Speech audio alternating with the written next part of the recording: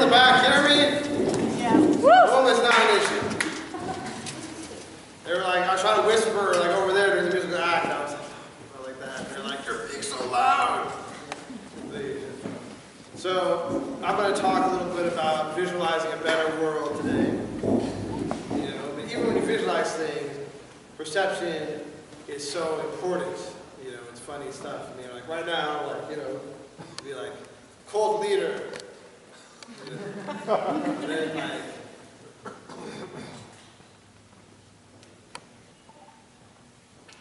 he's just a friendly hippie.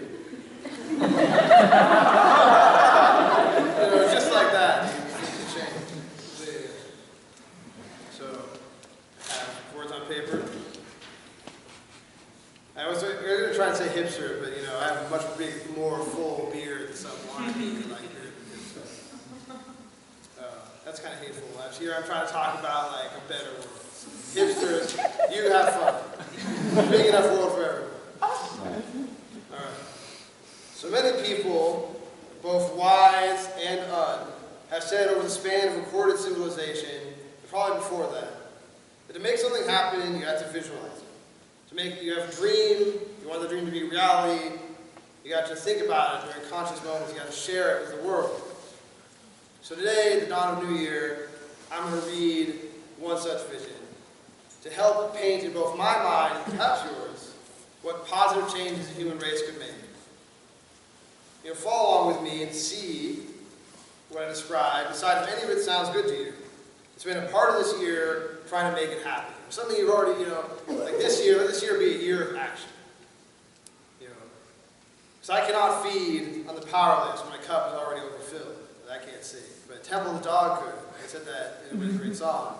1992 was a while back. Not a lot of big change. All right. In a better world, judges would follow the spirit of the law rather than the letter, which such a decision would be more just. They would not be caught selling youth into the retributive penal justice system for kickbacks. The retributive penal system in general would be reformed into a restorative justice system. I've read a few books. There's beautiful words there. Making people whole again rather than turning them into little better than modern-day slaves. Medications would not be withheld to make people freak out, to keep them in prison. And other tricks. All police officers would have excellent training, would live in the neighborhoods that they patrolled, would all deserve the respect they receive. They would be guardians of the peace, first and foremost. And sometimes they wouldn't have some of their best tools taken away from them by an overzealous, community. The chokehold, if properly done, with proper training, is very effective in quieting something down.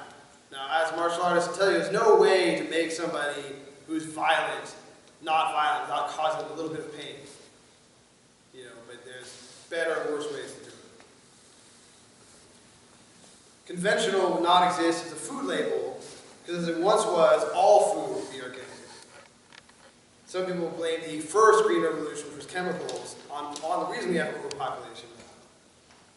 Biotechnology corporations would not be allowed to take rare strains of plants and animals that have often been painstakingly raised for generations, change one gene, and now say, okay, that's ours now, patented, then have military-backed market forces destroy the economy of the place they stole that food from, then sell it back to them. Now that all of their farms are out of business, they also go to cities and work the bad factory jobs to make bad shoes. That shit happens on purpose right now. Cubs would not be allowed to march in behind the blood of American soldiers and innocent civilians and seize spoils they have coveted. Period.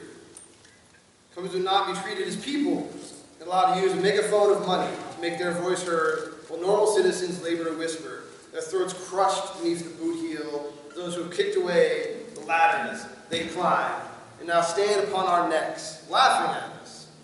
As the rest of us try to pull each other down, money! Because it's just that's what hegemony is, right? Is that even subconsciously, it's like in your brain, like you're fighting yourself.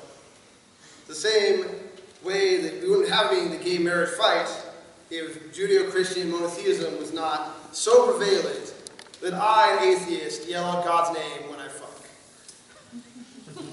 That's like, you know, whoa.